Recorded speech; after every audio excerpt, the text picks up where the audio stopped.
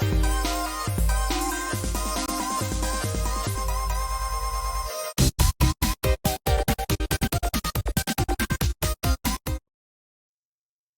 everybody, and welcome to our early comic preview show. I'm Andy. I'm Matt. We're here with Infinity Flux Comics out of Chattanooga, Tennessee, and this is our show where we're going to go over some of the biggest and best books coming out this week that you can get from your local comic shop or get it from us, whether we're your actual local comic shop or you shop with us online at infinityflux.net. You can get these books and order them right now. So I think this is a really strong week of books, especially you look at this first lineup. This is big. This is a solid, strong lineup of first books. We are getting close to Batman Day that we'll be talking about in a little bit when we get to one of the Batman Day related titles. But definitely keep that on your radar because there's going to be some really cool stuff coming up for that. And let's get into this week's books. Yep, so we're going to start with Daredevil #1. This is the new Daredevil series written by Saladin Ahmed with art by Aaron Kuder. So this is the series, that's following up Chip Zdarsky's, what I think of, legendary run. Chip Zdarsky's run on Daredevil, in my opinion, is the second best Daredevil we've ever had, only behind Frank Miller's run of Daredevil. And then now, so, a whole brand new run, a new story, new creative team. In this one, it's after the events, after how the last series ended, and I'll be spoiler light with that, but Matt at the end of that one has no memory of his previous life, and the whys and the hows of that don't really matter for this book, but it is pretty interesting. But the start of this one, Matt has no memory of his previous life. He is actually a priest, and he's helping to run a youth home. I think it's St. Nicholas, I believe, or I can't quite remember the name of the youth home. But that's what he's doing, and he's very happy because none of his past burdens are weighing down on him. There is a secret benefactor who is keeping the home running. They don't know who it is. All the bills are getting paid, all that kind of stuff. They got all the food they need, all that kind of stuff. I won't tell you who it is. I mean, but it's not really that big of a secret. Like it gets. I mean, you know who it is pretty early on, but I'll leave it for you to discover. Also, Elektra is still running around, in her Daredevil guise, filling that role of Daredevil, and she's she's always watching over. She's like a few buildings away, looking over, making sure that everybody's okay. But one night, she gets possessed by some type of, I don't know if it's a demon or something. He looks like an old man, kind of this she sees on a rooftop one night what looks like an old man. He's got long hair, a long bushy beard. He's kind of floating there. He's sort of transparent like a ghost, but he's got these horns on his head too. I don't know if he's a demon or a ghost or whatever he is, but whatever he is, he possesses her. And one night after he does that, he enters Matt's room and tries to kill Matt. But, Matt, even though he has no memories of his previous life, he's still got some muscle memory. He's still got the reflexes. He still has the enhanced senses, although he doesn't know why he has them. He thinks maybe they're a gift from God because he's very priestly now, I guess. He's able to fight off this possessed Elektra, whatever it is. But doing that sort of kind of unlocks his memories a little bit. And he says, I have this feeling I remember Elektra, and I have this feeling that I need to save her. My mind doesn't remember where she lives, but my body does. And it's really cool. And he shows him, flipping off of buildings and stuff like that. So he's a little bit of the way back, right? And, actually, I'm going to stop there because there's more to the book after that. But we don't want to spoil anything. I definitely don't want to spoil anything. This was a very good read. There is a confrontation between the possessed Elektra and Matt, and what does that look like? Again, I'll leave that for you to read. Don't want to spoil anything. But I was very, very pleasantly surprised with how good this was. Not that I thought it was going to be bad, but I hold Zdarsky's Daredevil run like up here on a pedestal, and I was thinking there's no way anything is going to be able to follow that. Now it's a little bit too early to say if it's only one issue, right? So I can't say it's as good as that yet. It's too early to say if it will be, but I was very happy with this first issue. The cliff. It didn't get derailed or anything. I was very happy with this. It's one of those books where when you're done, you say, Yeah, I'm in. I'm Yeah. definitely on board for the next several issues at least. So very very happy with the first issue of Daredevil. I'm very excited to see where it goes because the thing that possessed Elektra. He said something like something to the effect of, "Oh, I knew I should have done something different to wipe your memories. The other ones might have better luck or something. So maybe there's going to be Hmm. more of these like ephemeral things. I don't really know, but I am on board. I recommend this one. This is a very, very good start to a new Daredevil series. So there's our A cover right there. We have a bunch of variants as well. This is the Edgecure variant. We've also got this Cooter variant, Aaron Cooter. So that's your interior artist right there. This is the Will's Portatio variant. Bullseye is not in the book, but I hope he does show up at some point. Frank Miller, I mentioned him earlier. This is your Frank Miller variant. This is the very nice Joe Quesada foil variant. We were just talking, it's kind of hard to tell what's foil. The logo definitely is, and the logo on his chest definitely is. I think the red is too, but it's just kind of a more Yeah, it's a little bit more subtle. subtle, but yeah, very, very cool. We have a blank sketch variant representing Matt Murdock's memories. There's nothing there. And then we have this very cool 1 in 25 Pepe Larraz variant that we're selling for $20. Very, very good start to a new Daredevil. Like, Yeah. I was super happy with this. Speaking of new starts, we have a new Batman and Robin #1. So I'm very excited about this. I mean, one of my favorite series of all time is Grant Morrison's Batman and Robin, Yep. just because it took in so much of, uh, even the goofy history of Batman and brought it in.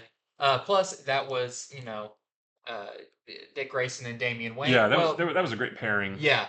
So we are. This takes place. One of my questions, kind of starting this, was when does this take place? Hmm. And one of the things I like is this is going on concurrently with the other Bat books. So this isn't like Elseworld. This isn't anything because if you're following the Batman books, things are a little rocky in Bruce Wayne's life right now. But this is written by Joshua Williamson. The art is by Simone DeMeo, which you could probably tell from the cover if you're familiar with this art. And this was really cool. So, uh, even though all of the Catwoman stuff, all of that's going on, Batman in this Bruce Wayne is a little bit more chill, and Robin, Damian Wayne, is moving in with him, which seems really nice. Like the way it's presented is very much like single father, where his son's moving in, and And it he's shouldn't be, seems like it shouldn't be a thing. Like, well, yeah, of course Damien's going to live with his dad, but he hasn't been. he And hasn't so, been. yeah, I mean, he chose to live with his mom for quite a while right. too, when he wanted to train and become Mhm. that. But now I feel like Damien's gotten older and kind of matured some.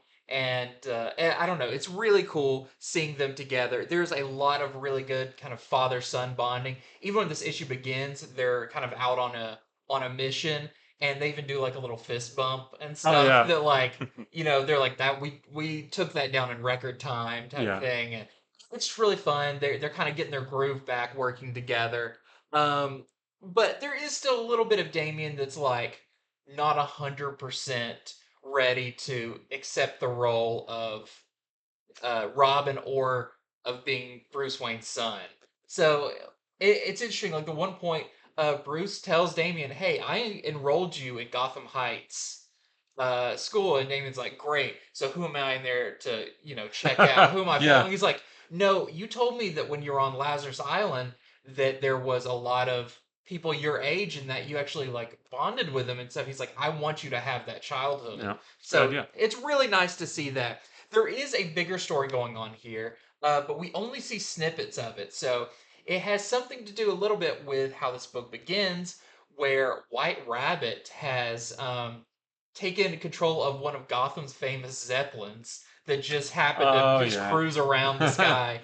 Uh, but maybe it wasn't for the reason they thought. Maybe there was someone there that she is actually trying to get to. Um, there is also it seems like some of the more creature-oriented villains in Gotham, like Orca, Killer Croc, and some kind of new faces have shown up that are maybe related to the stuff that White Rabbit was dealing with. In this, Bruce and Damien are kind of like Damien will come to him and be like, "I've got a couple of pieces of this like mystery," and then Bruce is like, "Yeah, I already thought of that, but this," and there's a lot of good like investigative stuff. But with it's not just inside Batman's head like normal. It's they're going back and Yeah, they're forth. sharing ideas. Yeah, so that I feel like that is the really strong part of this is the father son partner relationship that you kind of get caught up with. They've both changed quite a bit in the recent years, and this is kind of the new status quo for them. Damien's not the kind of snotty kid that he was before. He's ready to take on a more leadership role in Yeah. the team too. So that's super cool. And there's maybe something going on at the Gotham Zoo. So a lot of this is kind of animal related, creature related that we haven't seen all the pieces of come together yet, but it looks like they're setting up a really cool story. There is a like if you look online and stuff, people say this is the first cameo appearance of Shush, which I All believe is the right. new female Hush. Hush. Yeah. Um, I can't confirm or deny that. I would say the closest you see is maybe someone's hands doing something, but there's no way to confirm that is who that is. There's just not enough information there. But if you're looking for a new Batman book, one that is really, I don't know, feels a little bit more heart in it, especially with the family aspect of it. Definitely check this out. The art is phenomenal too. Yeah, it looks great. Frank Mayo's art glows constantly. Every panel is glows and has such a mood and light to it that it's just fantastic. So, and if you like that cover, that's pretty much what the interior looks like. Very cool. So Looks that good to is me. our Yeah. A cover for that. We've of course got a bunch of variants for this one because it's a pretty big book. So we have this Kale New variant with the team. Here is your White Rabbit Art Germ variant. I like that Yeah, one. this one is very pleasing to the eyes. I like this one too. There is a shinier one, so if you have more crow-like senses, you'll be drawn to it. But this is the Art Germ foil variant. And White Rabbit's really fun because she's constantly making like uh Alice in Wonderland jokes, Yeah. but then Batman makes one to her, and Damon's like, "That was so terrible. Like, don't ever do that again." Dad joke. Yeah. And then we also have a Clayman. It's scented variant. This is the 1 in 25. We're selling for only $12, so that's a great one.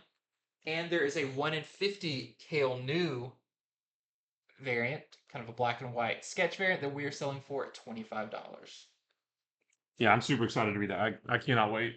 It's because it's been a long time since Batman and Damian have worked together as the dynamic duo, Yeah. as Batman and Robin together.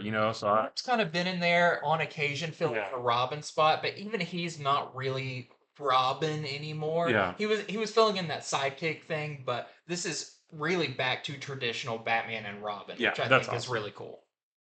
So we're gonna stay with the Batman theme for a minute, and we're gonna talk about Batman Gargoyle of Gotham #1. So a little bit of housekeeping first.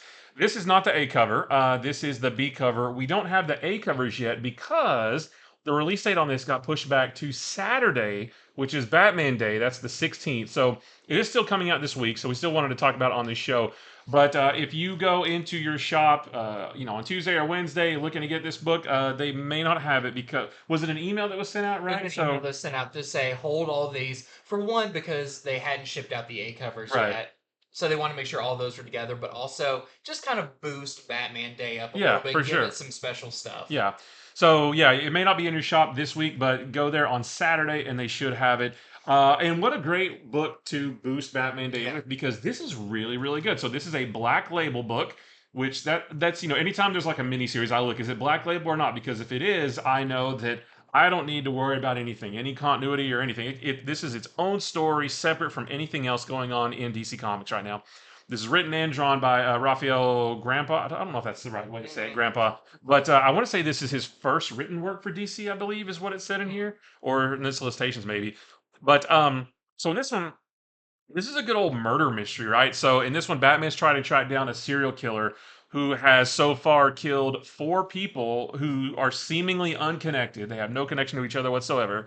But during this investigation, he comes face to face with a new villain. I don't think we have a name for the villain yet. But a new villain who, and we don't even know if that villain is the serial killer who's killed these four bodies. We don't know that yet either. But he does run afoul of this villain who is obsessed with this old cartoon called Crytoon. And the way they show it in the book, it's kind of like the old black and white, like Felix the Cat, Steamboat Yeah. Willie looking thing, you know. He's so this villain is obsessed with that old cartoon, and he's the killer is always crying, like there's always tears coming out of his eyes, and he's always mimicking Crytoon's violent gags. So like, Oh oh, god. it's kind of like made me think of Tom and like Jerry, but like yeah, or like Itchy and Scratchy on The Simpsons. yeah, that's actually Because they show one of the frames from the cartoon, and it's Crytoon. He's got like a little mouse, and he has his head split open. You can see his brain. You know, oh, it's a funny, cute little cartoon. But this villain is obsessed with recreating those kinds of those things. Um, so Batman is, investigating this. He's fighting off this new villain. Meanwhile, Commissioner Gordon is also investigating this. They're sort of working together, him and Batman. So Gordon is following up a whole different lead. And what he finds is that the killer, and again, we don't know if it's the killer that the villain that Batman's fighting, or if it's a different killer who's killing. We don't know. There's still a lot of questions, right? But the serial killer, might have ties to Bruce Wayne's past. He was looking through some files and he saw Bruce Wayne's name amongst a list of other names. So maybe there's some connection there. There's also kind of a subplot to this, which doesn't really affect the investigation, but the subplot to this is that Batman is planning to kill off the Bruce Wayne persona completely. He tells Alfred for the first time, and Alfred's like, "What are you talking about? That's a terrible idea." And Batman's like, "It's already done. I've already got the photo evidence. I've got the newspaper headlines ready to go. And as soon as I'm done with this investigation, I'm going to put it all out there, and Bruce Wayne will be ostensibly dead. And that will allow me to be Batman full time, to protect the city full time." Of course, Alfred thinks that's a terrible idea. And I can't help but wonder if the fact that Bruce Wayne's past is tied to this murder mystery, if that's going to play in. Maybe at the end, he's like, "Oh, maybe I should be Bruce Wayne." So I don't yeah. know yet. But yeah, just like I said, a good old fashioned murder mystery. The art is very unique. If you've seen Grandpa Style, he does a lot of like Berserk covers and things like that. Batman's costume. They even talk a little bit about the new technology that Batman has invested in to make himself more or less invulnerable. His costume looks different, and he's got a new Batmobile, but he calls it the Blind Machine because there's no windows or anything. It's just like it's just really cool. Like it's really really good. And so, like I said, what a great book to prop up Batman Day with. So I highly recommend this. It's a really good read. So that's our B cover by Jim Lee. We got some other variants here. This is the David Finch variant right there. Here is the Frank Miller and Jock variant. Very cool. Very Dark Knight Returns esque.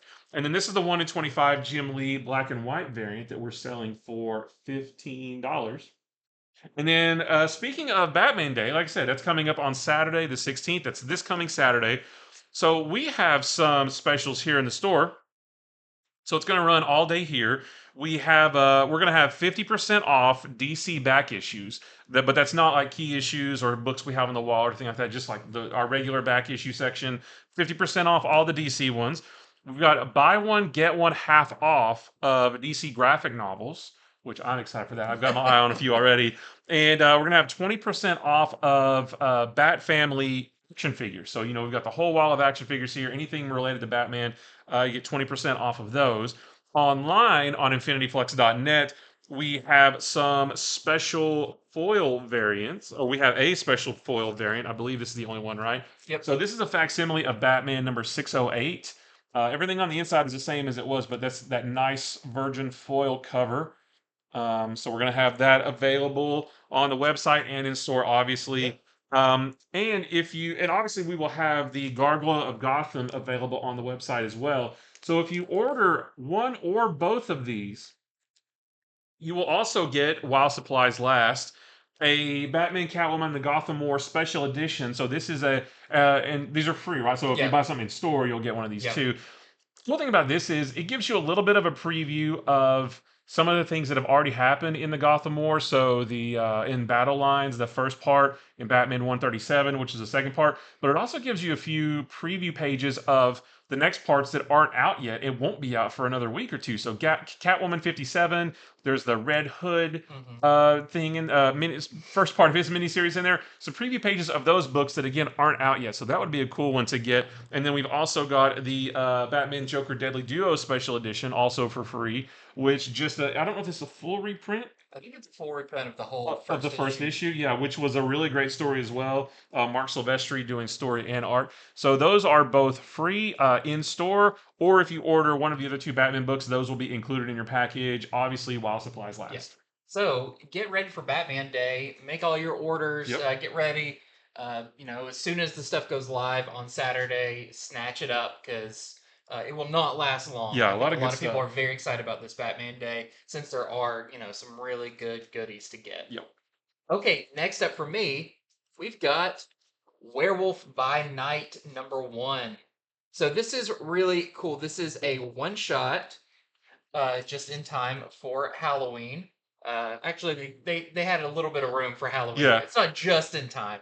But this is cool. It gets you kind of in the spirit of the scary stuff. And I haven't read a ton. I mean, there isn't really a ton of Werewolf by Night stories or Elsa Not modern books Bloodstone. Yeah, anyway, yeah. not modern. So this is great. This, I'd be perfectly happy if this is the kickoff of like if they did more with this. Oh yeah, for sure. So this is by Derek Landy and Fran Gallen.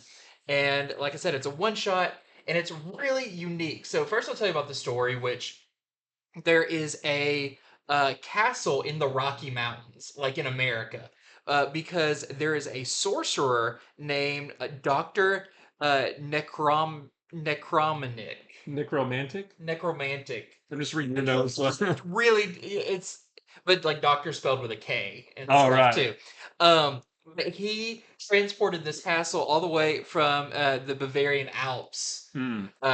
piece by piece to reconstruct his castle. So it's just like ancient castle in America in the Rocky Mountains, which is really interesting. Makes me think of Lex Luthor's mansion in Smallville. He did the same Oh thing. yeah. So also, there's been people going missing, and in particular, a young girl who's been taken from the town that's kind of just off from this castle, and the family asked, which I'm not sure quite how they know him or anything, but they asked Werewolf by Night uh, to save their daughter. Meanwhile, Elsa Bloodstone, I forgot if they've said why she knows about this girl, but also this kind of mission has come to her where she's going to save this girl too. And I don't think they don't know that each other's on the same mission.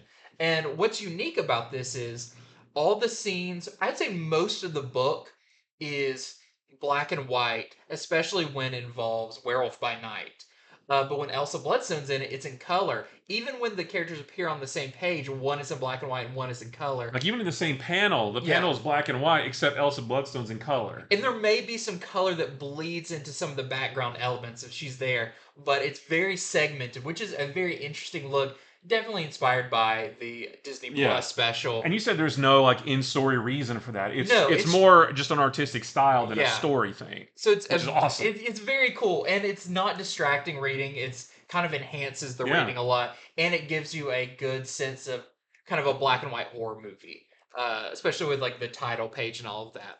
So it's really cool when Werewolf by Night is like scaling up this mountain to try to get to this castle. Meanwhile, Elsa Bloodstone is in a private jet that she's like, this was really nice. I'm enjoying this. Too bad everyone on here is vampires. They're about to attack me. And of course, they all turn into vampires.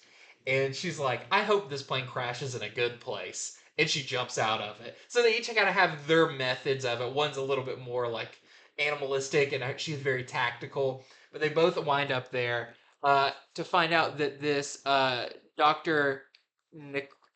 Necromantic? Necromantic. So he's a dead romantic, I guess.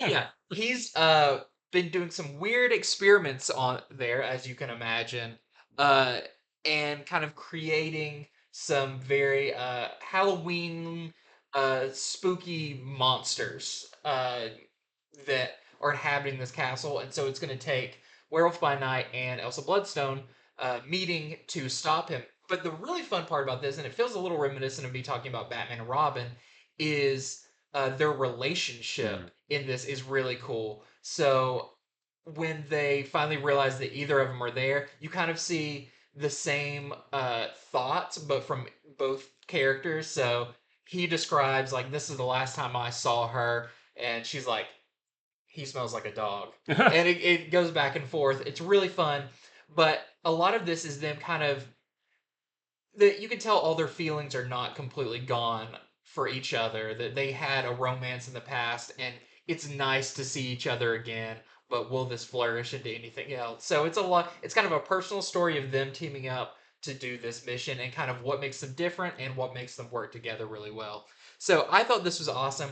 The artist, Fran Gallen, I've never seen before, but the art gave me like inspiration or stylistically kind of a little bit like Eric Powell, Chris Bachalo, or Bruce Timm. Like it has a really not super animated style, but more animated than it is Yeah. realistic, and I really like that. But you're gonna have to find out: are they gonna save the girl before it's too late? There's a one little interesting thing where this doctor's very theatric, and so Elsa Bloodstone's like, I know he always does things at midnight, so if he's gonna kill this girl or do something, or she says like push a button or throw a switch or something, it's gonna be exactly at midnight, so I know I've got time to get there because Nice. he's so theatric. Yeah. But you'll have to find out is does that thing hold until then? Just a really fun issue. Highly recommended, especially because we don't get a whole lot of these characters, and this is a Yeah. great way to do that. We've got some variants for it as well. So this is the David Yarden variant of them teamed up, and we also have a Adam Hughes variant. That's very cool.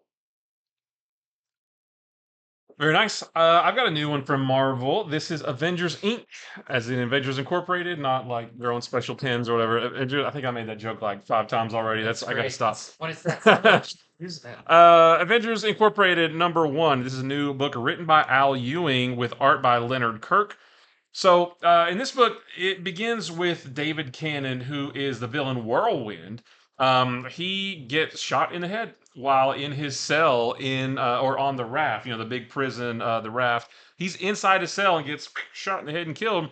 So Janet Van Dyne comes to the raft to investigate since he was one of her villains.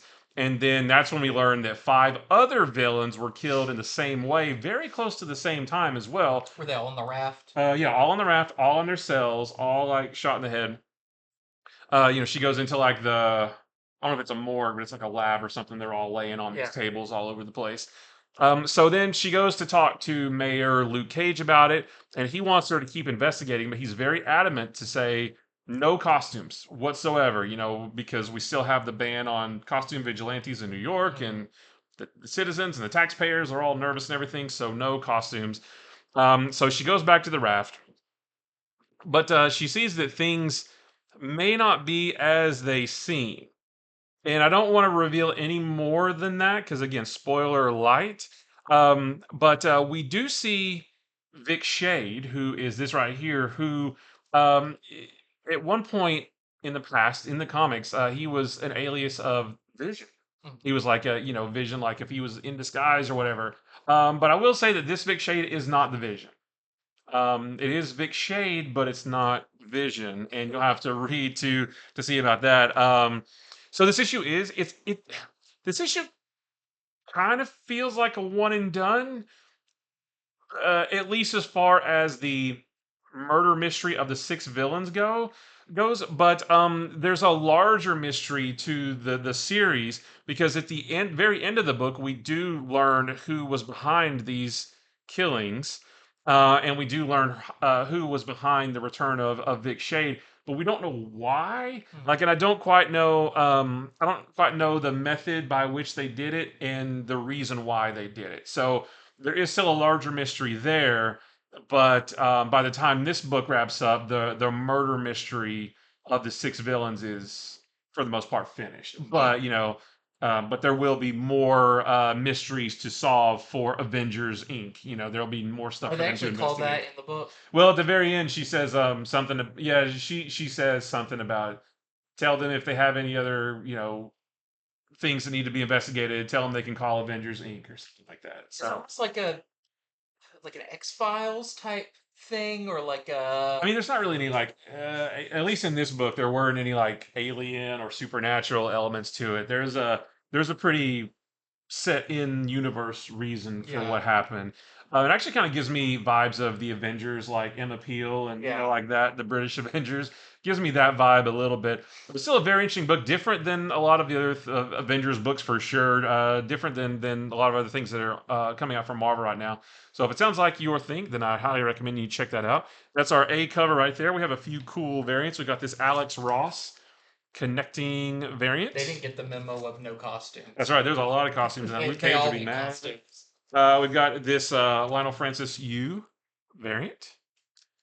I like this one. This is the Leo Romero 60th anniversary variant, and it's cool because in the book, they make mention a couple times. Janet's like, I named the Avengers. I was there on day one of the Avengers, that kind of thing. So it's cool. Well, of course, that's not Avengers #1, but it was just cool I think to this see is that. not the same artist that's doing Birds of Prey, Romero.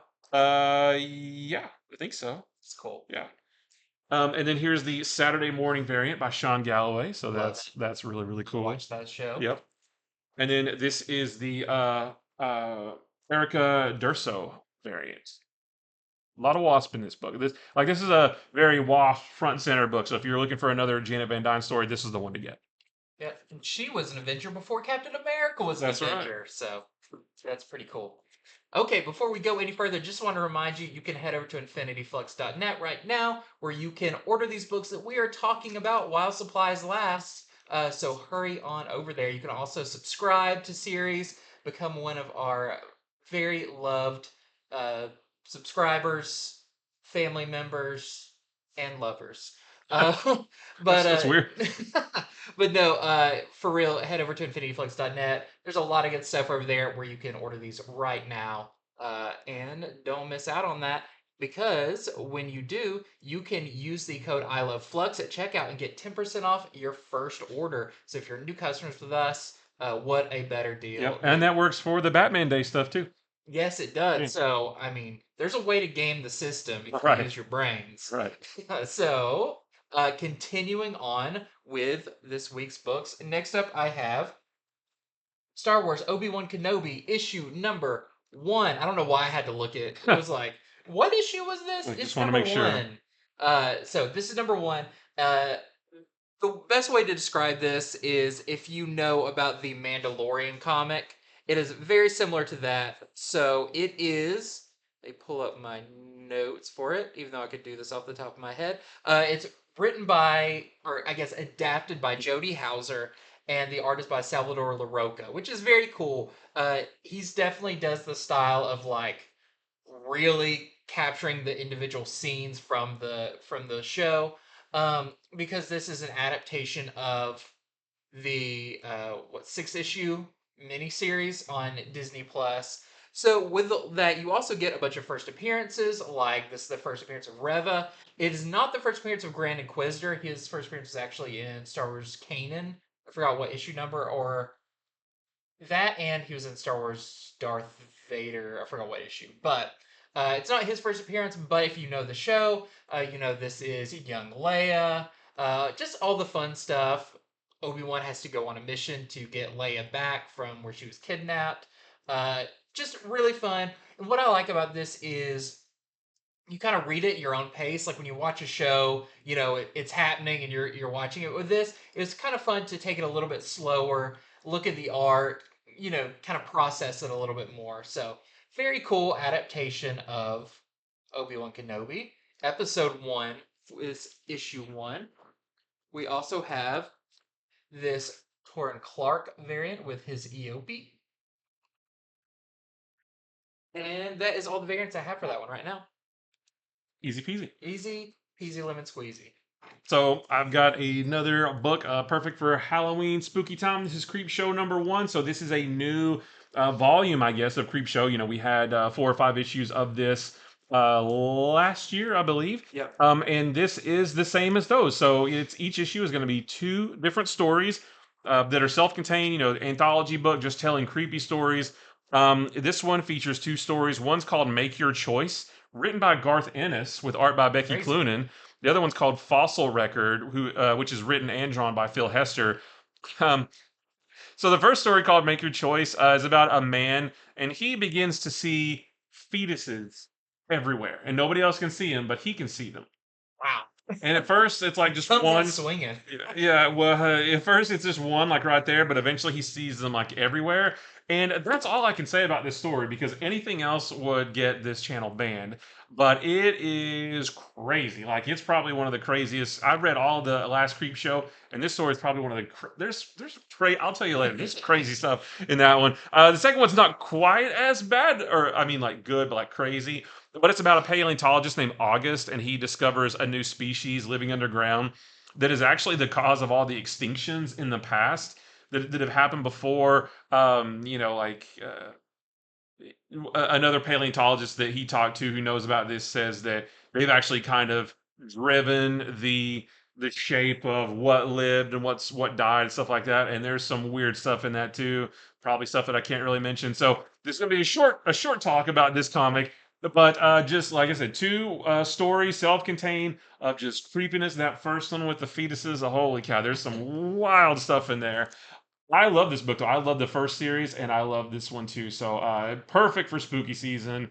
It's really cool. It's really fun. So we have our A cover right there, and then we have this Becky Cloonan variant with a little fetus. I guess fetus is everywhere. Yeah, Very, yeah. very creepy for a creep I'll show. have to. I definitely want to show you because it's insane. I'm glad to see Becky Cloonan. I know she's got the distillery book coming out. Yep. I love Becky Cloonan's art and really happy to see that she's kind of getting back out there and doing more stuff. Oh It's yeah. very cool. Okay, next up I have World's Finest Teen Titans #3. I gotta say, this is probably my favorite issue of this series so far, and mostly because I do a lot of conventions, a lot of Comic Cons, that kind of thing, and of course, Mark Wade writing Yeah. this knows exactly what those are like, and he nails it in here. So there is a convention going on in Metropolis called Titans Con, and I believe they don't really say like what it is, but it seems to be like for fans of superheroes, and maybe like they kind of mentioned some like TV shows and stuff too. So I think it's just like a multi fandom event, Yeah. but in a world where there's superheroes, so Sure. of course there's going to be big fans of them. And the Teen Titans, not all of them, but most of them say like, "Hey, let's show up. How cool would it be? We're just gonna like blow their minds by showing up at this con. Like they love us, and we're gonna show up there." And of course they do. Like the people there love them. But one member's not there, and that's Robin, because Batman says, "I don't think that's a good idea. You're kind of putting too much of yourself out there.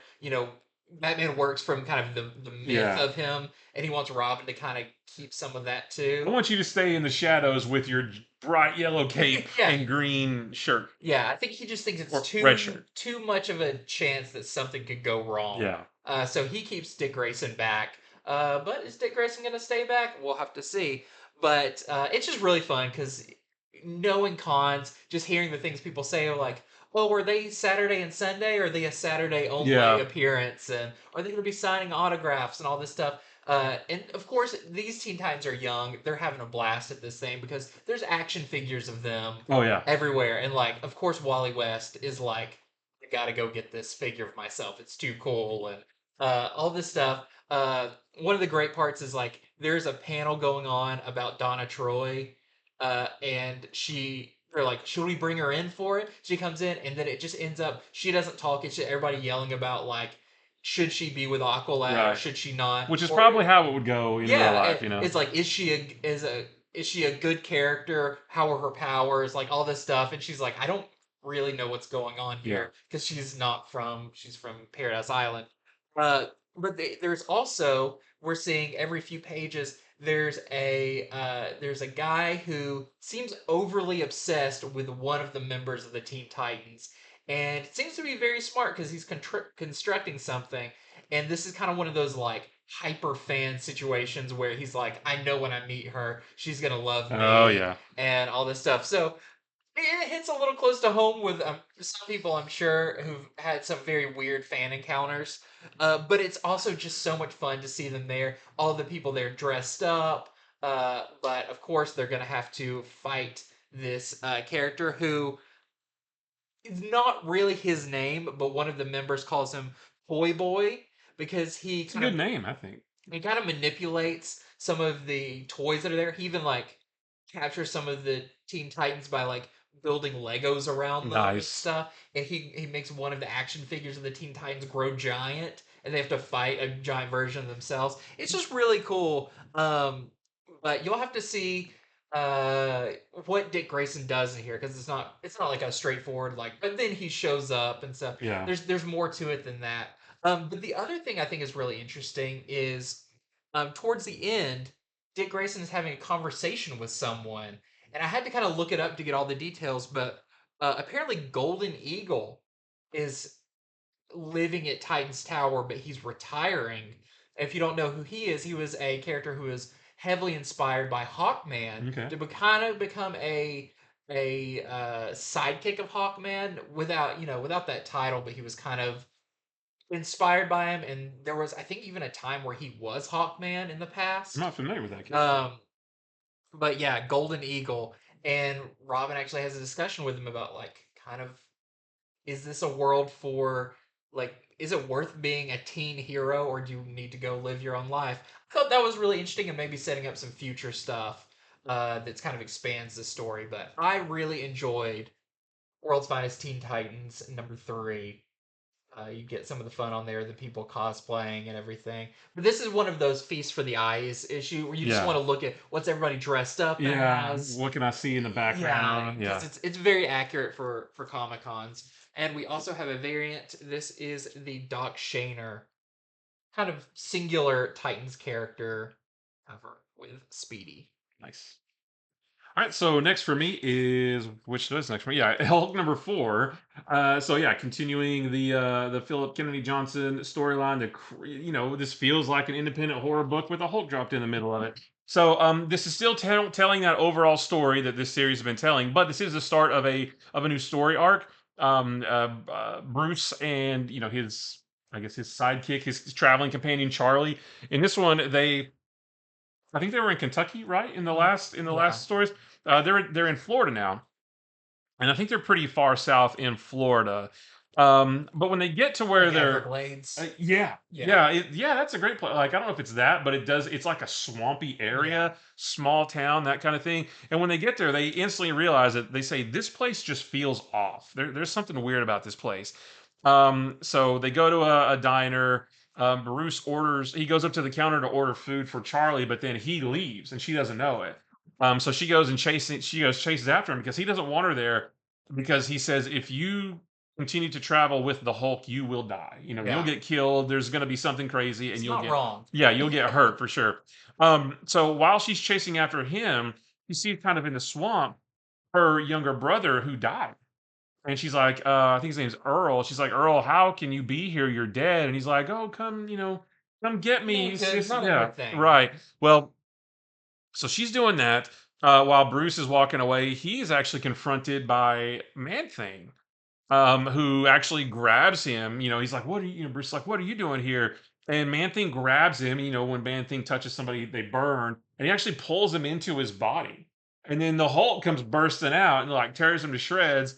And I was thinking, well, oh, did he just kill Man Thing? But what it is I cannot remember Man Thing's human name, and I should know that, but I don't remember. Mhm. But really, it was a way for Man Thing's human consciousness to talk to the Hulk inside the Nexus. And the whole time, I was thinking, oh, Swamp Thing and the green and all this stuff. It's kind of the same thing. But so it was basically a way for Man Thing's human self to pull the Hulk into the Nexus that he's part of, so that they could talk. And what he tells Hulk is that there's something evil called Eldest who has awoken something in the swamp, and we actually do see what that thing that was awoken Mm. was, which is pretty cool.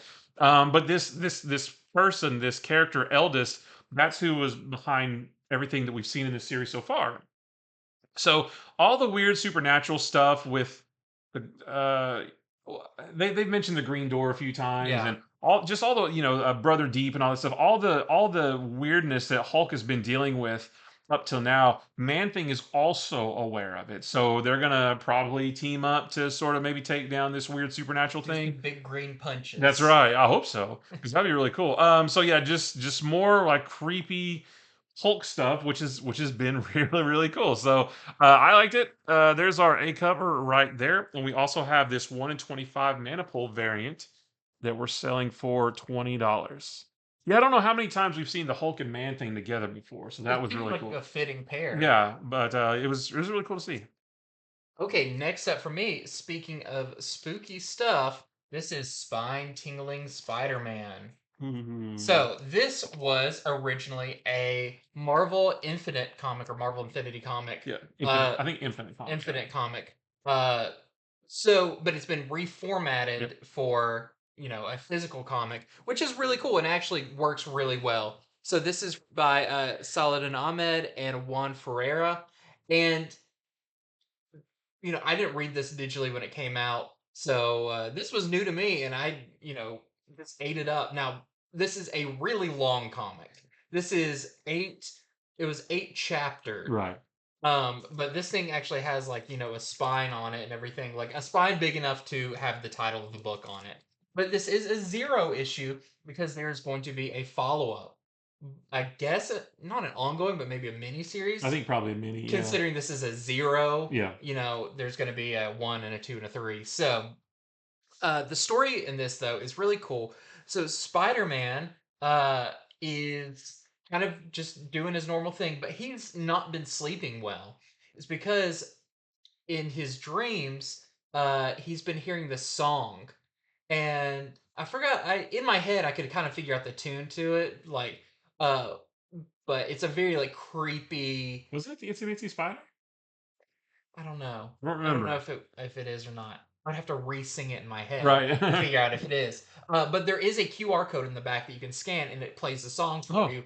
But since we do this early, it's not active yet. Oh, okay. So I'll have to check it out on Why did you try Wednesday. it? Yeah, I Said, tried okay, it. gotcha. Um, so Peter Parker is kind of. I had some sleepless nights because this song. He's like, I just can't get the song out of my head. I don't know where I heard it. Um, but it really starts being bad when he's in the waking world. He's Spider-Man, and that song creeps into his mind, and it gets so loud he can't even like think of his own name. He's taking over. He's like, this is really bad if I'm going up against one of my big enemies. He's fighting like these little robots. He's like, good thing these are like chump change. But if this was something bigger, I would be in a lot of trouble. So this thing keeps driving crazy. He's not sleeping. And then one day he's swinging through the city and a mom calls for help, and her son was fine, and then he just fell over, and when he gets closer the kid is singing that song. So it's Mm, some very creepy stuff going on, and it's a very like spooky thing. He's also having nightmares, and his nightmares are very kind of like he's falling. He's like one of them, he's like, I'm falling, but I'm not doing like all my cool flips. I'm yeah. just falling. Or one thing, he's like crawling as Peter Parker and his clothes rip off, and then he's Spider-Man. Um, and he's like at one point I almost see who's singing that song in the distance, but I can't make him out. But this is all kind of going. He's like, I've got to figure out where this song is coming from, and it gets to the point where people around the city start to be kind of taken over by this thing, and it really hits home when Aunt May uh, gets kind of infected by this song. So I won't give away too much of it. This is like reading a graphic novel because it's so long and Yeah. everything, but it definitely builds to some pretty crazy places. And what is causing this song? Where is it from? All of that you'll have to read it to find out. But rest assured, it's pretty spooky, and I'm sure if I could actually hear the song, it'd make it even creepier. But check it out. I even kind of recommend like turn to the back of the book when you get it if the song is active and listen to it first because I feel like that'll help you as you Oh, read it to yeah. kind of keep that in your mind. And it's weird it came at the end.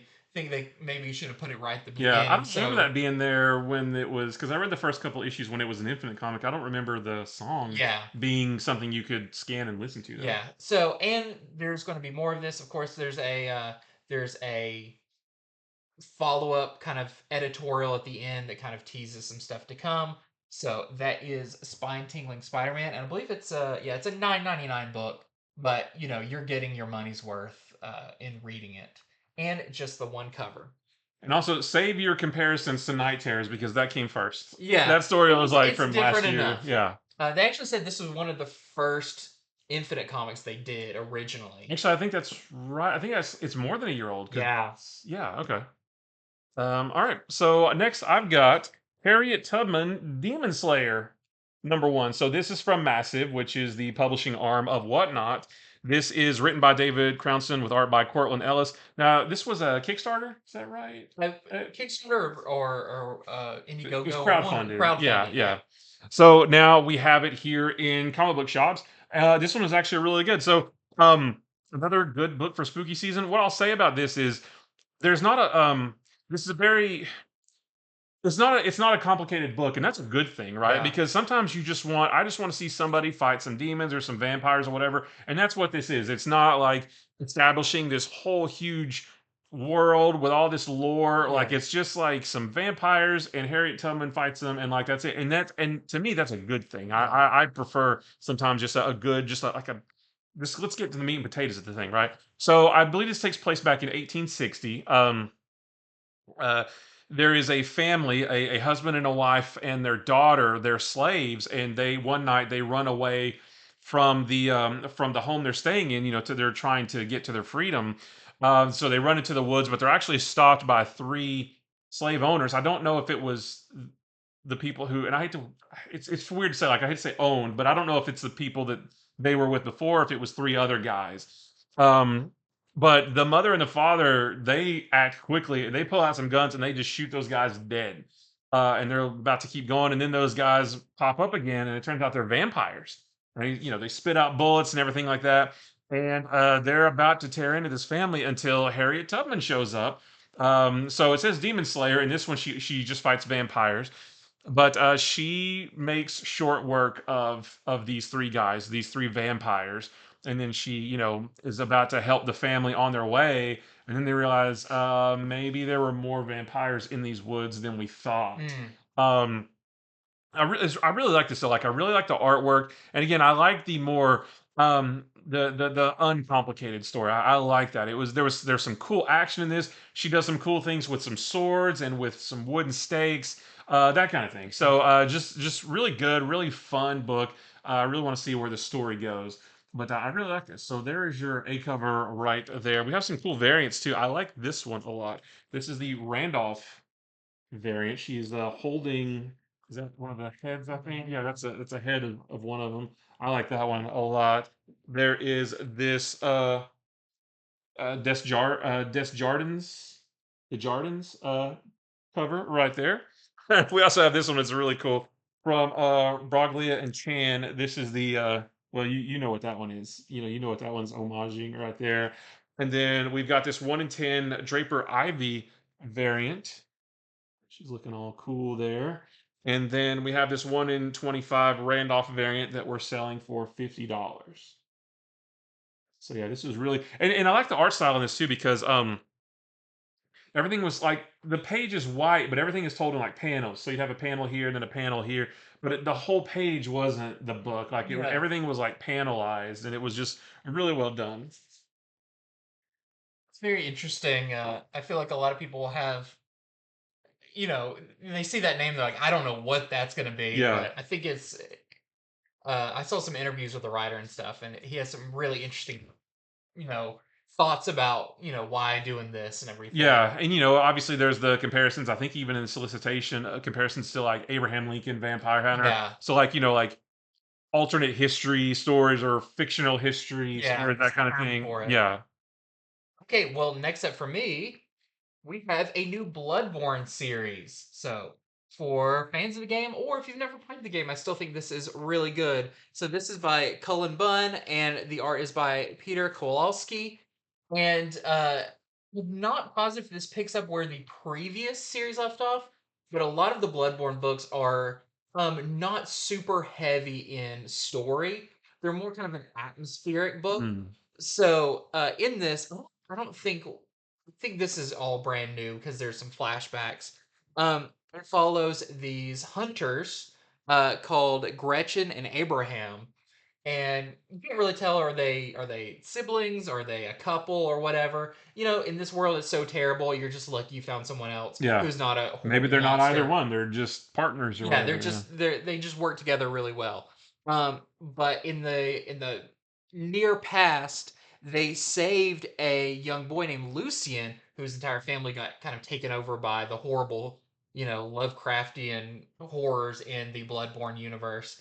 And they are trying to keep him safe in this world, but he wants to kind of take revenge on the things that did this, and he thinks he's ready to also become a hunter, but they're like, no, like you're not gonna make it. Anytime you go out and try to do something, he sneaks away a lot. They're like, we have to come save Hmm. you.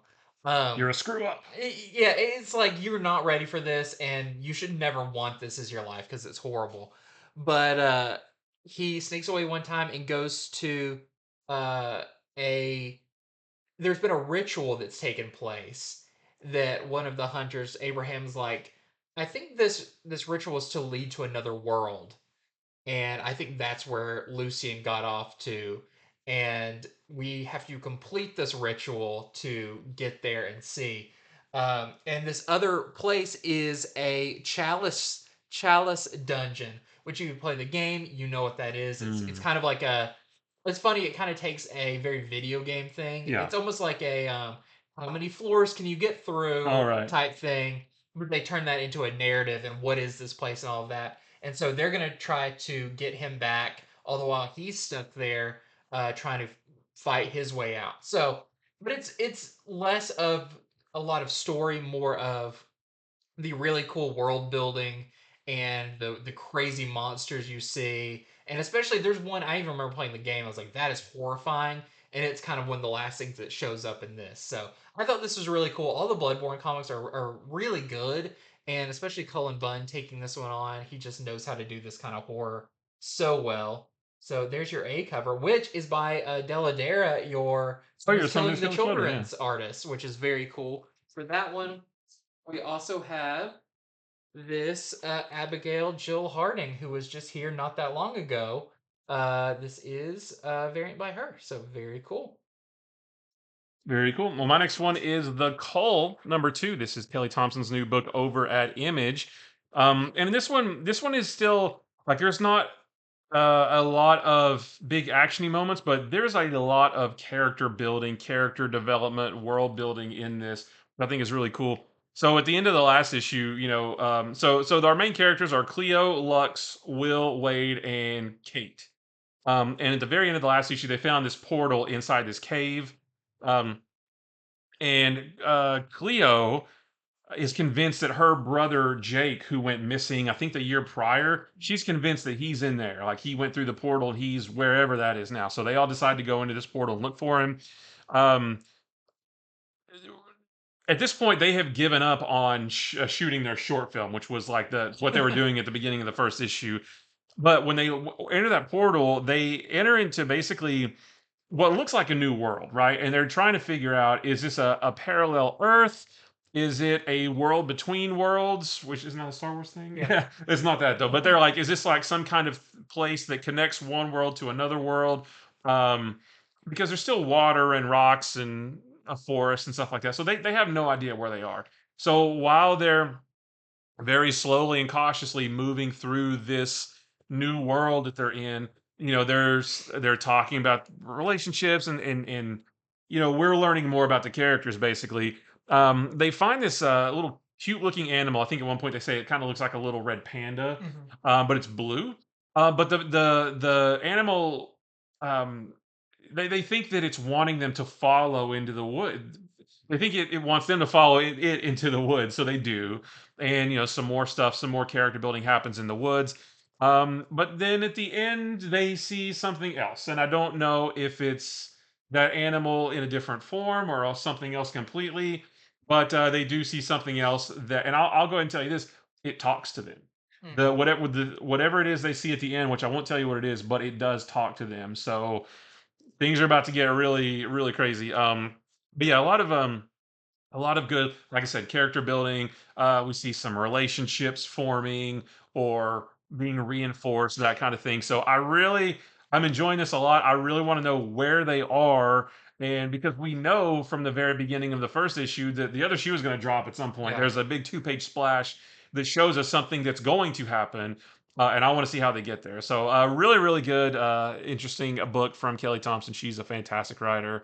And the art by Mattia Euless is really good too. Actually, they still, while they're in this world, they say forget the short film we were going to make, but we still need to document this.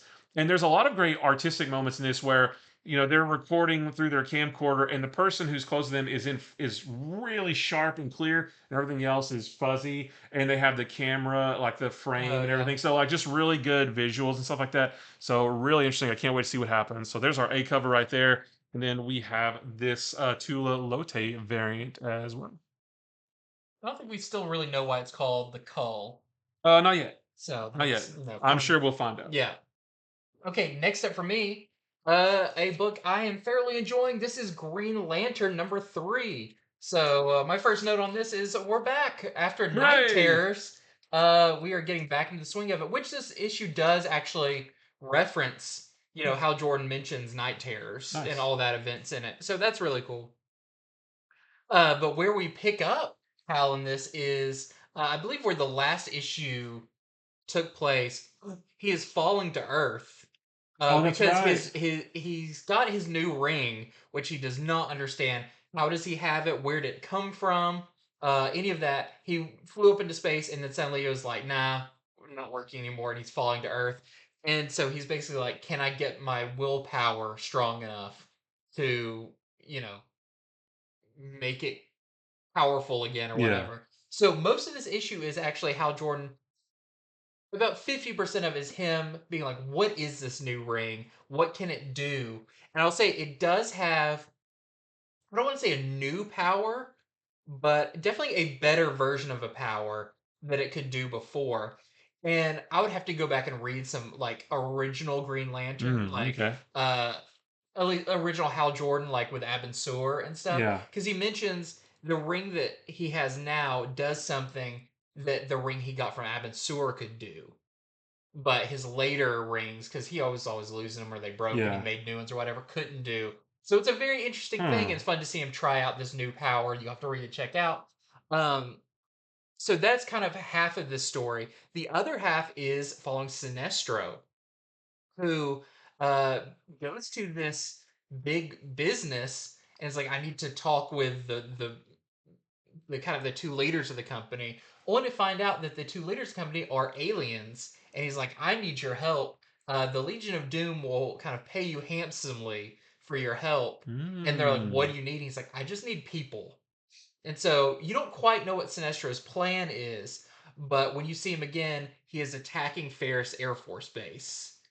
And Carol is talking to Hal and is like, I'm really worried this is because you're back. And he's like, yeah, I'm kind of worried about that too.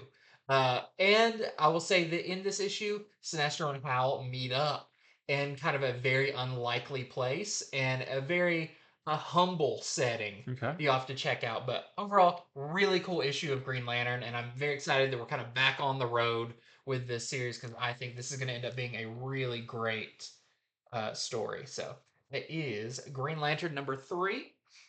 We've got a couple of variants for this one, which are very cool.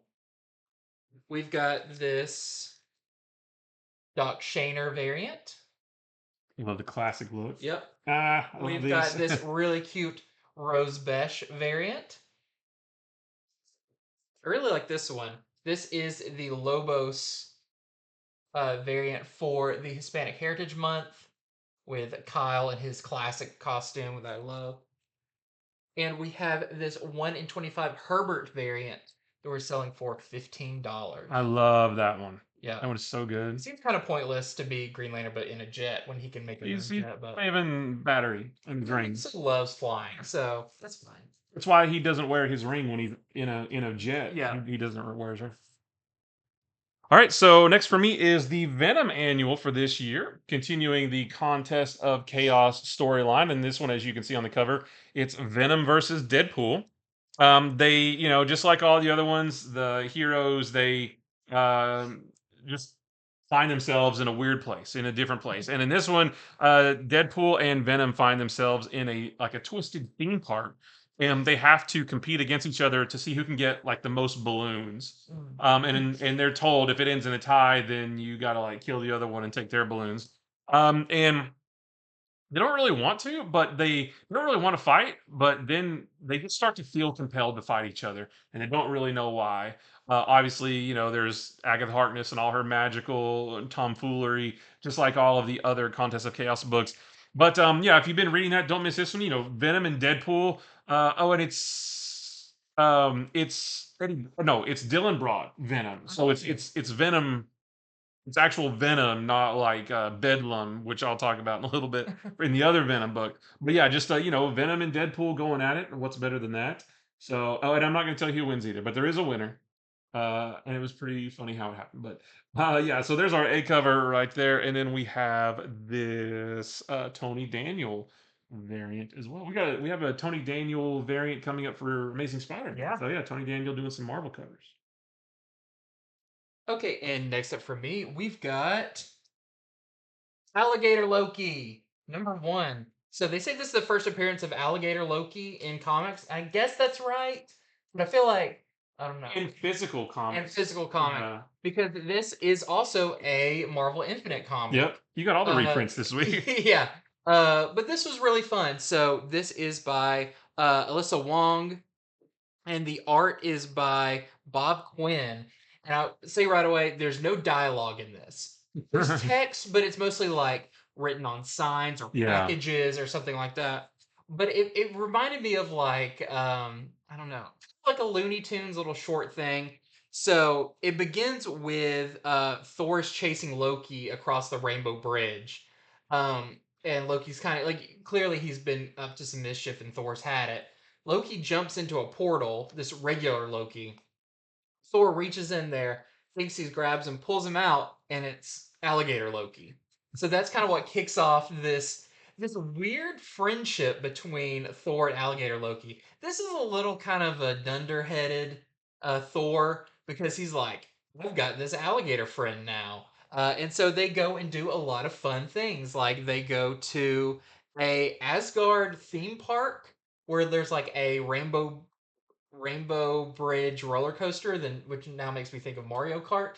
Oh, the Rainbow Road, yeah. But there's different rides and stuff, and it's kind of I don't know, the whole time Alligator Loki is trying to get Mjolnir, and so he's doing things, but he gets jerked away and his teeth kind of clap and No. whatever. Very animated. So we've got he spends a lot of time biting Thor, but Thor's just kind of like, yeah, it's whatever. Um, we have a story, and each story I think is only about 2 pages long. So you've got a bunch of different ones in here, and that makes it fun that it shakes it up quite a bit. You've got one where to punish Alligator Loki, Thor puts him in a zoo, and the some young heroes see him in there, and he kind of gives them like puppy dog eyes, and they try to break him out.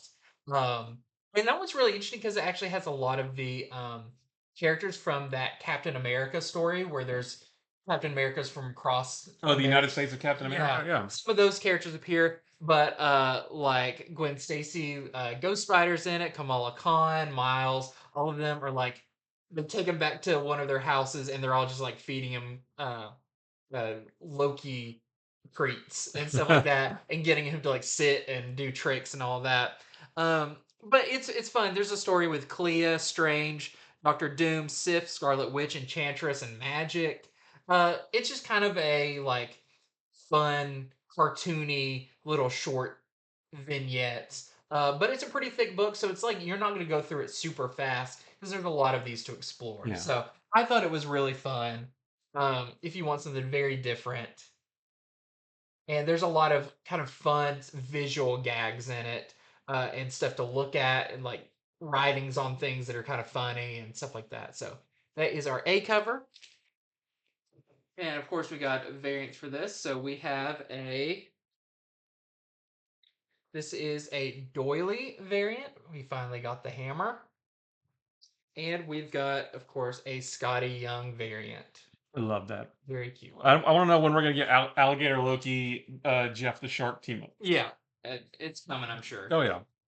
Right, so next for me is Miles Morales, Spider-Man number 10. I was looking at that cover from on here, and I was trying to figure out what book is that that you're the man. Yeah. Yeah, Miles Morales, Spider-Man. So in this one, Miles finally, so Miles has been going through it lately. He's been put through the ringer. The last couple issues, his spider sense was on the fritz because he's just been through a lot. He's got a lot of stress and anxiety and trauma that he's dealt with because of all the stuff he's been through lately. So he finally decides to get some help, and he goes to Doc Samson, who is now the big green Sasquatch Doc Samson. So he talks to Doc Samson to get a little bit of help with all the stuff he's been going through lately. And obviously, it's just one session, and he's not better after one session. But he says, "Wow, thanks, that really helps. Thanks, Doc. I can't wait. Yeah, I can't wait for this to do some more." But later, he's confronted by Hightail, who is on the cover here. She's a new character. This is not her first appearance, though. Her first appearance was a few issues ago. I don't remember which one, but she is part of the Cape Killers, which is a group of not quite a Suicide Squad type group, but it is made up of villains that is it Field put together. I don't quite remember, but they are they're out to keep an eye out on any costume vigilante stuff. So she has been given orders to keep an eye on Miles. She's like, hey, you're not supposed to be out here doing all this costume vigilante stuff. And I'm here to let you know that I'm going to keep a close eye on you to make sure that you don't do that. So there's a whole bit with Miles and Hightail here, but then later, Miles is attacked by a vampire. We don't know why yet, but he is saved by Blade and Bloodline. And we do know from the solicitations that there's going to be a new story arc, or at least a few issues long, where Miles kind of teams up with Blade. So we know Very that's cool. coming too. Don't know why yet. So I guess some of those questions will be answered next issue. But if you've been reading Miles, this is really good. The artwork is still fantastic. Very very dynamic and action packed. So yeah, another good solid issue of Miles Morales Spider-Man. So that's our A cover right there, and then we have this Mike McCone variant as well. And next up for me, I've got Star Wars Darth Vader issue number 38. This is a Dark Droids tie-in. This is really cool. Anytime Vader, his book is fun just because he's not gonna lose, so Oh you yeah. just get to see how badly he beats everyone else. Right. But in this, Vader's still kind of he's recovering from that giant force wave that really messed with his powers. He's been using the shield that kind of helps him focus it. But in the previous issue, they told him, "Hey, your Star Destroyer's been taken over by these droids. You need to go up there and find out what's going on." So most of this is Vader defending his own droids who are trying to do this kind of fail-safe program that's going to knock out all the droids on the ship. And so he has to defend them while they're doing that. And it's just a lot of action that's really cool. Plus, on this, Vader um, goes to a very mysterious character that we've seen before, but not too many times, and asks, like, how do I get stronger? I know I need to get stronger. And you'll have to find out what it tells him to do that's really cool. But I really enjoyed this issue. It's been one of my favorite times with Dark Droids is the Vader stuff, just because it's Vader. He's a lot of fun. But And the Vader stuff is pretty consistently good too, yeah, right? it Yeah. is. So we got some variants for this. We have the Sprouse Lucasfilm 40th anniversary. We're at 33 of 40, so we're Ooh, close getting in close. on the end of that anniversary. Probably by the end of the year, I Yep. would guess. We have this Casanovas connecting variant, and I really like this one. This is the Lucasfilm or the Clone Wars 15th anniversary by Gist. Kind of celebrating. I even remember this moment from the Clone Wars thing is really cool. So very good one there. Very cool. Well, my last one for the day is Venom number 25. And this one is 7.99, but this one's like double size. So it doesn't have a spine on it. It's not, but it is I'm Like an annual size. kind of, but I think it's bigger than that. I think so. There's a lot in this. There's written by Al Ewing, but there's various artists in this because there's almost it's still one big story, but well, I'll just say Eddie, who is now under the guise of Bedlam, he's fighting Doctor Doom through time. Mm. Because he was after Doom's time portal, and Doom caught him. So now they're actually bouncing all through time. So they go into different eras, and each era is done by a different artist. So the first one is what looks like a prehistoric era, where they run into a venomized T Rex that actually talks to Venom, and like I don't know if maybe that's the one that we saw in Edge of Spider-Verse. I don't know. But there's a venomized T-Rex. Not a big part of the story, but it's there. But then they actually bounce to World War II era, where Doom actually battles some Nazis, and Eddie kind of disrupts Flexo, right? The symbiote, like the robot Yeah. symbiote. Flexo is on his way to take out Hitler, and Eddie actually sort of interrupts that plan. And he's like, "Oh shoot! If I interrupted Flexo with what he's doing, how is that going to change the world?" But Doom tells him, there is no way to change the future because everything that you're doing here in the past you were destined to do in the future. Yeah. So a lot of timey-wimey stuff there. But then they go further ahead into the future to the point where it's actually about 15 years in the past of the main Marvel universe, but it looks like the Silver Age, like 60s era. So Eddie Brock actually runs into Peter, but he's got the yellow vest with the tie, and he's wearing the glasses, and he had Yeah. just become Spider-Man. We don't see him as Spider. Well, actually, we kind of do, but not like in action. Um, so it's very Silver Agey. It looks very Silver Age. Doom actually comes face to face with a younger version of himself who references something that happened back in the Silver Age. So it's very Silver Agey, but they do say, "Oh, it looks like we've traveled 15 years into the past." So there's that whole sliding scale of Yeah. time in comics. Um, and then they actually bounce to the future and they have to do battle with Kang. So we get a little Kang action in here too. So just a really interesting romp through time with Eddie Brock slash Venom or Bedlam, and Doctor Doom. And Doctor Doom's through the whole thing too. I love Doom; he's my favorite villain, so it was cool to see him. We get some Kang stuff going on, and we even get some like interaction. Like after Eddie is gone, we get some Doom and Kang just one-on-one That's cool. interaction, which is really cool, and they're talking about time travel and all this stuff. So that was really neat too. So there's a pretty solid issue of Venom, and again, it's more expensive. It's $8, but it is oversized. So this is much bigger than just a regular 22-page comic. So there's our A cover right there, and we've got some variants here. This is the Vicentini variant. Captain America is not in this book. We also have the really cool. I love this Scotty Young cover. Bedlam running away from some Doom bots, and they're all going doom, doom, doom, doom, doom, doom.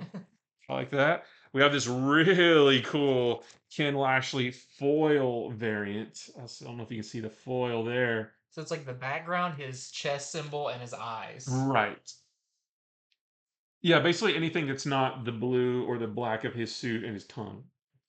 And then we have this 1 in 25 Hachi variant that we're selling for $18. And lastly, for me, just quickly gonna go over Astonishing Iceman number 2 because I've got to keep up with all Oh the yeah. Hall of X books. This one, I feel like when we get the like the Nightcrawler one, all that, Mm. these are definitely showing like, hey, let's tell some stories now that they're not super bound to the X-Men, Yeah. where they can almost be their own individual superheroes. So in this one, there we get a flashback of young Bobby Drake before joining the X-Men, where he kind of shows off his powers. But of course, back then, even though he's trying to save his girlfriend, it doesn't go well.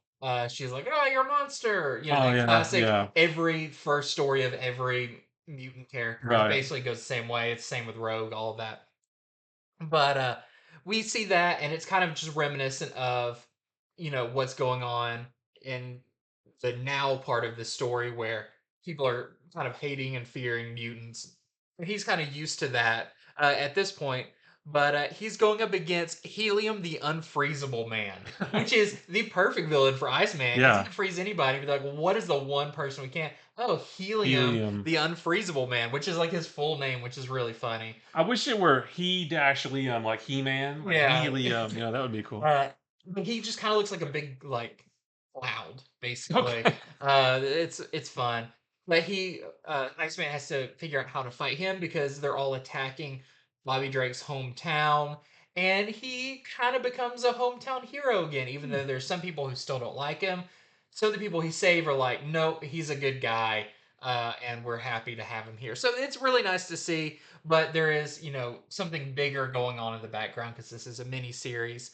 But great art in this. I thought that was really fun, especially the flashback parts. I thought were really cool, and really good action scenes with him fighting Helium. Helium. So There's a big just old cloud of just a helium. fun issue. If you're looking for an X-Men book this week, because I don't think there's actually too many this week. So that is Astonishing Iceman #2. And we have this really cool variant. This is the Yoon variant.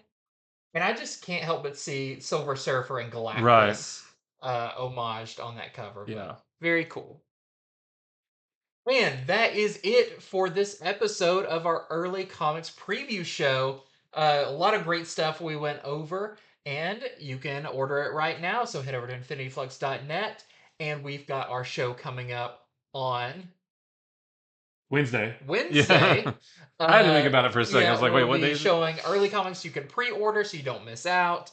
Don't forget Batman Day is on Saturday, whether you shop with us or your local comic book shop. Definitely stop in for that. Wear your favorite cape and cowl. It'll be much appreciated. Maybe your store's doing some sales, Yep. but ours definitely is. So if you want to get a part of that, definitely check us out on Saturday. And until next time, Yeah. bye.